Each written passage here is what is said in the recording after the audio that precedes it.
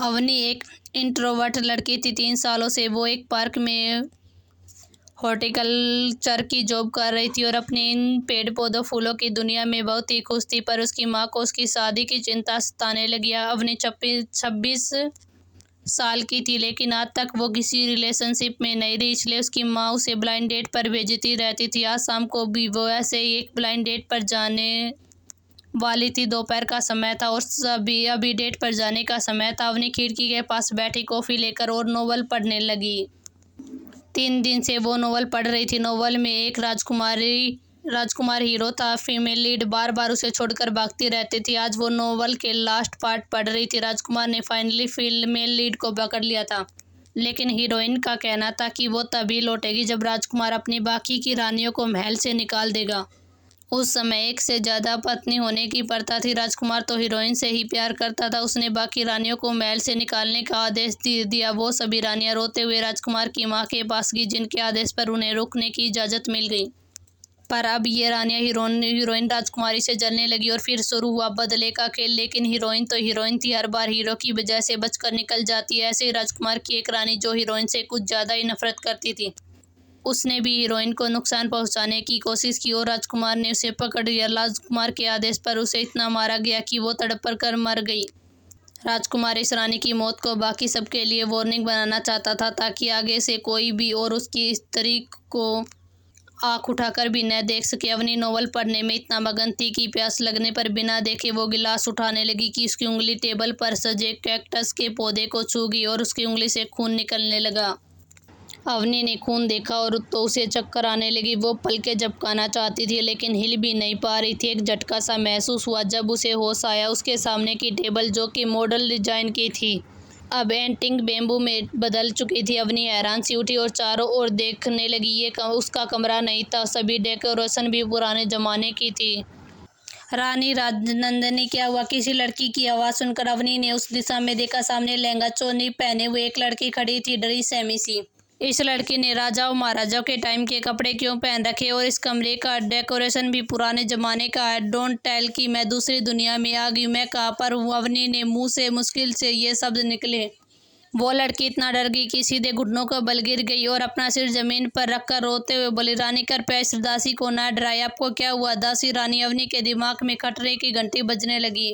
वो दौड़कर बाहर भागी। बाहर बगीचा था, जहाँ पत्थर की बनी मेज और कुर्सी रखी हुई थी। कहीं कोई लाइट नहीं थी, ना बिजली के तार नजर आ रहे थे। क्या सच में मैं किसी और दुनिया में आ गई हूँ, जैसा कि नोवेल में दिखाते हैं? मतलब ये सच में होता? अवनी का दिमाग सुन पड़ गया था। शाम को उसे ब्लाइंड डेट पर जाना था और वो कहाँ आकर फंस गई, वो भी एक कैरेक्टर के चक्कर में।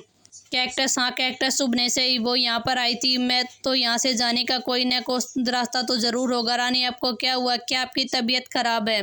हम वैद्य जी को बुलाए। अवनी ने पीछे वो दासी भी बाहर आ गई। चिंता से उसका चेहरा पीला पड़ गया। रानी राजनंदिनी, अवनी हैरत से बोली, जिस पर दासी अजमंसस में पड़ गई। क्या हुआ रानी राजनंदिनी? तुम्हारा नाम रतनमाला है? अवनी ने कांपते हुए कहा। कह दो ये झूठ है। लेकिन दासी ने अपना सिर हाँ में हिला दिया। सदमे में अवनी के कदम लड़खड़ा गए। मतलब वो आई भी तो किसके शरीर में? उस रानी राजनंदिनी के जिसे हीरो यानी कि राजकुमार ने नोवेल में मार दिया था। हाँ, रानी राजनंदिनी ही वो रानी थी जो फीमेल लीड से सबसे ज्यादा जलती थी। अवनी का मन रोने का हो रहा था, पर उसकी आंखों में आंसू नहीं थे।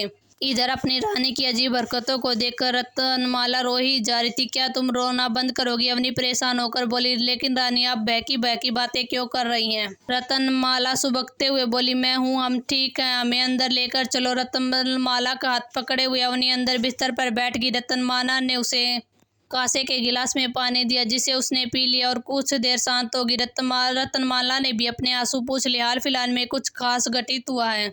अवनी ने सवाल किया। सबसे पहले उसे ये जानना था कि नोवेल के किस प्लॉट पर वो आई है। उस हिसाब से आगे की प्लानिंग करनी होगी। चाहे जो भी हो, वो खुद को उस राजकुमार से बचाना ही होगा।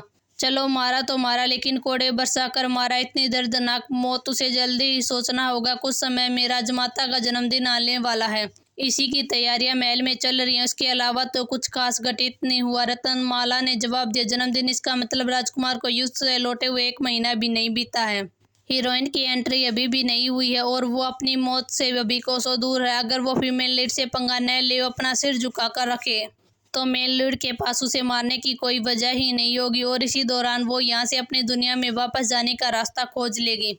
ठीक है, तुम अब जा सकती हो, हम कुछ क्षण विश्राम करना चाहते हैं। जी। रानी रत्नमाला ने अपनी रानी को पहले की तरह सामान्य देखकर राहत की सांस ली और वो वहाँ से चली गई। कुछ दिन इस दुनिया में रहकर अवनी ने पाया ये कोई सपना नहीं, वो सच में उस नोवेल की दुनिया में फंस चुकी थी। उसने इस तरह की नोवेल बहुत ही पढ़ी थी, लेकिन अक्सर उसमें लड़की या तो मर जाती थी उसका, या फिर एक्सीडेंट हो जाता था या गोली लग जाती थी जब वो नोवेल में रिवॉन होती थी। पर वो सिर्फ एक कांटा चुभने की वजह से नोवेल में फंस गई थी। जो भी हो, उसे फिलहाल तो राजनंदिनी बनकर ही रहना होगा। और हाँ, उसका अवनी नाम अवनी नहीं, फिलहाल राजनंदिनी है। उसे राजनंदिनी की तरह ही व्यवहार करना होगा। अगर किसी ने देख लिया कि वो अब असली राजनंदिनी है नहीं है, तो ये महल के लोग उसे कोई बुरी आत्मा समझकर मार ही डालेंगे। अवनी शीशे के सामने बैठी और अपना नया रूप देखने लगी और जो उसने देखा उसकी आंखें बड़ी हो गई।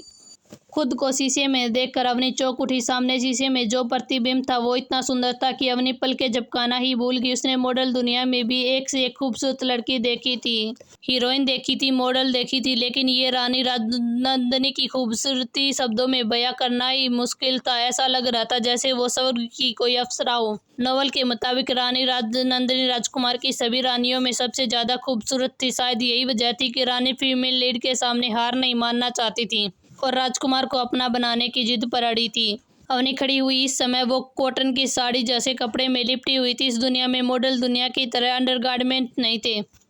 इस पतले कपड़े में उसका फिगर साफ नजर आ रहा था। उसका फिगर भी तरासा हुआ था, देखते सोने जैसा। उसका बदन किसी को भी दीवाना बना सकता था। फिर वो फीमेल लीड नहीं थी, सिर्फ इसी कारण वो मारी गई। यहाँ आने के बाद अगर कोई खुशी अवनी को मिली थी तो वो खुद का ये नया रूप देखकर हुई थी। अवनी तरह तरह के पोज देते हुए शीशे में देख रही थी, तभी वहाँ रत्नमाला वस्त्र लेकर आई और अपनी रानी को ऐसी अजीब हरकतें देखकर उसके हाथों से कपड़े छूटकर नीचे गिर गए। अवनी के गाल गुलाबी हो गए। उसने तुरंत बहाना बनाया, रत्नमाला देखना जरा, शायद हमारी कमर पर कोई कीड़ा। रत्नमाला बहुत ही बोली थी। वो घबराकर रानी का शरीर देखने लगी। नहीं रानी, कुछ भी नहीं है। अच्छा, तो शायद हमें भ्रम हुआ होगा। अवनी झूठी खांसी ली, फिर फर्श पर गिरे कपड़े देखकर बोली, जाओ हमारे लिए दूसरे कपड़े ले आओ। जी। रानी रत्नमाला के जाते अवनी ने अपने सीने पर हाथ रखा लिया। ओ माय गॉड, बच गई, लेकिन आगे से मुझे संभल कर रहना होगा। मेरी दुनिया और इस दुनिया में बहुत ही अंदर है। यहाँ लोग बहुत ही अलग है। महल के अंदर भी हर रानी, राजकुमार और राजमाता के लिए अलग अलग महल थे। राजनंदिनी जिस महल में रहती थी उसका नाम चंद्रप्रभा महल था। ये महल बाकी रानियों की उपेक्षा राजकुमार के महल से सबसे अधिक दूरी पर था। राजमाता ने जानबूझकर ऐसा किया था। राजनंदिनी बेहद ही खूबसूरत थी। उनका बेटा अभी तक वर्जिन था। युद्ध भूमि में लौटकर राजकुमार वो गृहस्थ जीवन में कदम रखने वाला था। राजमाता को भय था, अगर राजकुमार अपना पहला टाइम राजनंदिनी को दे दे तो कहीं इस परम सुंदरी के पीछे वो पागल न हो जाए। इसलिए उन्होंने राजनंदिनी का महल राजकुमार से सबसे दूर रखा। वो चाहती थी कि राजकुमार पहले अपनी बाकी तीनों रानियों के साथ समय बिताए, फिर राजनंदिनी के पास जाए। इससे राजकुमार को पहले से एक्सपीरियंस होगा और राजनंदिनी की खूबसूरती पर इसका असर नहीं होगा। नोवेल पढ़ते समय अवनी इस बात पर इतना ध्यान नहीं दिया था, पर अब उसे बेहद ही खुशी हो रही थी। अच्छा ही था, उसका महल सबसे दूर था। वैसे ही वो मेन लीड से जितना दूर हो सके उतना दूर रहना चाहती थी। आखिरकार उसे मरवाने वाला ये मेल लीड ही था और इसी से बचकर रहना चाहती थी वो। वैसे फीमेल लीड का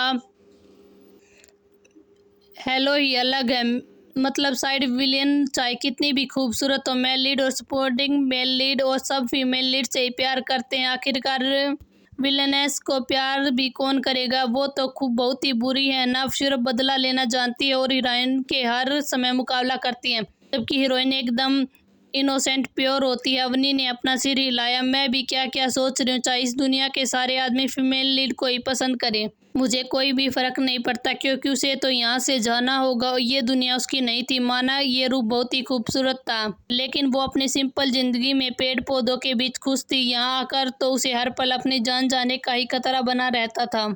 यहाँ से वापस जाना है, लेकिन कैसे? अवनी ने अपनी उंगली को देखा जहाँ कांटा चुभा था। वो जगह अब ठीक हो चुकी थी। अचानक उसके दिमाग में घंटी बची। वो कांटा चुभने से यहाँ आई थी, इसका मतलब था वापस कांटा लगने से वापस भी जा सकती है। राइट कैक्टस, मुझे कैक्टस चाहिए, अवनी ने रतनमाला को आवाज दी।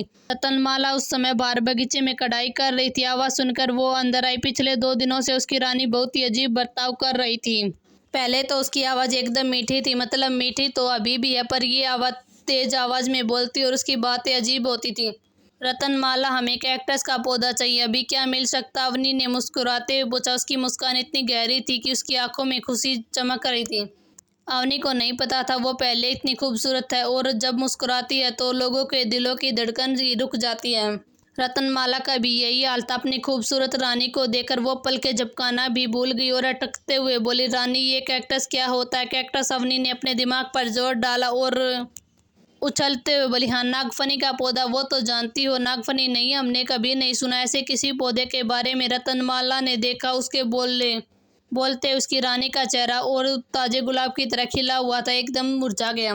रतनमाला को अपने दिन में अत्यंत पीड़ा हुई। उसने तुरंत अपनी रानी को उम्मीद बधाई। रानी, आप चिंता न करें, हम आपके लिए आसपास पूछ कर देखते हैं, हो सकता है कोई और जानता हो। रानी का मुरझाया हुआ चेहरा एक बार फिर खिल उठा। उसी तरह रतनमाला, नागफनी के पौधे पर कांटे होते हैं। पौधे का विवरण सुनकर रतनमाला बाहर निकली। अभी भी अपनी रानी की सुंदरता से वो उभरी नहीं थी। रानी तो उसकी पहले से दिखने में बहुत ही खूबसूरत थी, परंतु उनका चेहरे पर हमेशा सदे हुए गंभीर भाव रहते थे, पर अब तो उनके मुख पर अलग ही भाव देखने को मिलते हैं। पहले अगर वो कोरा कागज थी तो अब अनेक रंगों से भरी हुई थी। अगर वो एक स्त्री होकर रानी के रूप के सम्मोहन से नहीं बच सकती तो पुरुष तो उन्हें देखकर पागल ही हो जाएंगे। नहीं, हमें अपनी रानी की सुरक्षा के लिए अभी और चौकन्ना रहना होगा। बात पूछने पर भी कैक्टस या नागफनी नाम के पौधे का कुछ पता नहीं चला।